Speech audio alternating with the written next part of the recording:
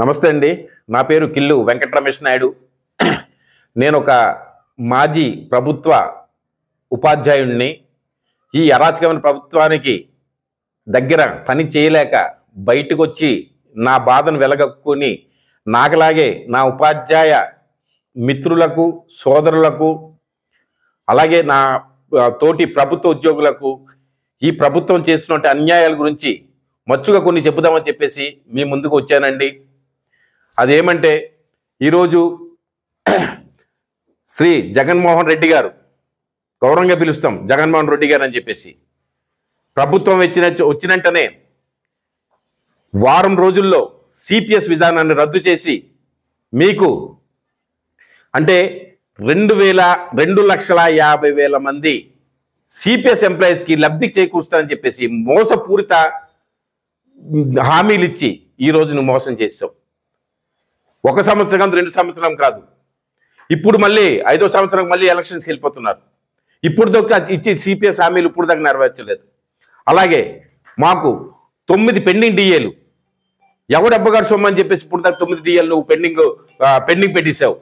కనీసము మా సంఘాలు అడిగినా సరే దాని కట్టు నువ్వు రెస్పాండ్ ఇవ్వట్లేదు. మాకు మెగా డిఎస్ అన్నావు, ప్రతి సంవత్సరం మెగా డిఎస్ అన్నావు. ఎక్కడుంది మెగా డిఎస్సి? అలాగే మా ఏజెన్సీ ప్రాంతంలోని ప్రతి ప్రభుత్వం ఎప్పుడు వచ్చినా సరే మెగా డిఎస్సి తీస్తుంది, అలాగే మాకు ప్రత్యేక డిఎస్సి, స్పెషల్ డిఎస్సి తీస్తుంది. కనీసం మా ఏజెన్సీ ప్రాంత ప్రజలైనా సరే ఎలాగా మీకు 2 సార్లు మీకు అధికారం కట్టబెట్టారు. ఒకసారి 7 నియోజకవర్గాల్లోని 6 అధిక మెజార్టీ ఇచ్చారు, మొన్నటికి 7 మీకు ఇచ్చారు.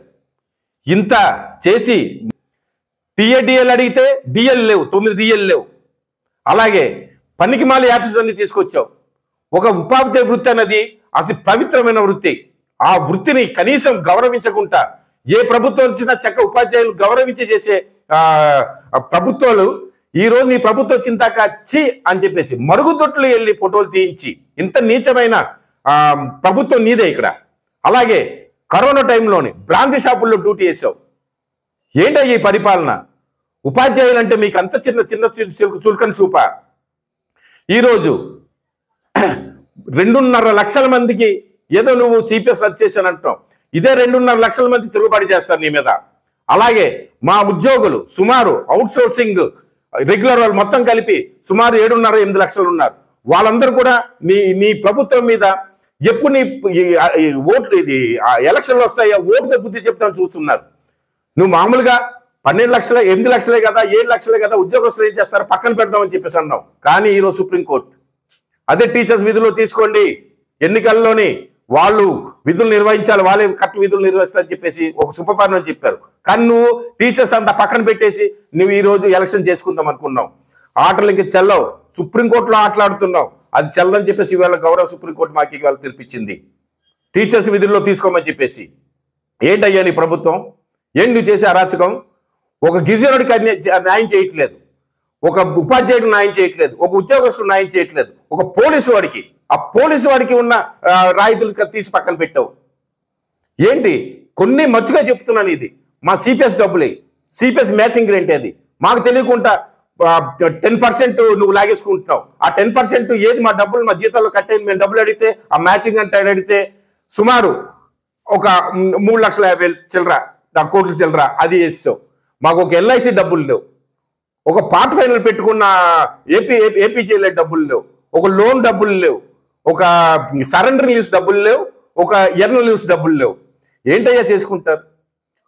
గత ప్రభుత్వాలు 1వ తారీఖుల జీతం కట్టగిచ్చేది. నీ ప్రభుత్వం వచ్చేదాకా 10 తారీఖు 15 తారీఖు 20 తారీఖు అవుతుంది. ఏ రోజు జీతం పడుతుందో తెలియదు. పిల్ల పాపలతో మా ఉద్యోగ కుటుంబాలు ఎలా ఉంటాయి? నీ నీచమైన పరిపాలన నేను తట్టుకోలేకే నేను బయటకు వచ్చాను ఈ ప్రభుత్వం నుండి. నాకులాగా మానసిక శోభ చాలా మంది అనుభవిస్తున్నారు. న్యాయమైన పోరాటం వాళ్ళు చేస్తుంటే వాళ్ళ మీద ఎస్మా ప్రయోగిస్తావా? ఒక సమగ్ర శిక్షణ వాళ్ళేమొచ్చి వాళ్ళ న్యాయమైన కోరికలతో 4 నెలలు వచ్చి జీతాలు లేవని చెప్పేసి వాళ్ళంటే వాళ్ళనేమొచ్చి అరెస్టులు చేయిస్తావా? 4 నెలలు జీతం లేకపోతే ఇది పండగ నెల. సంక్రాంతి అనేది అతి వైభవమైన పండుగ, మా హిందువులు చేసుకునే పండుగ.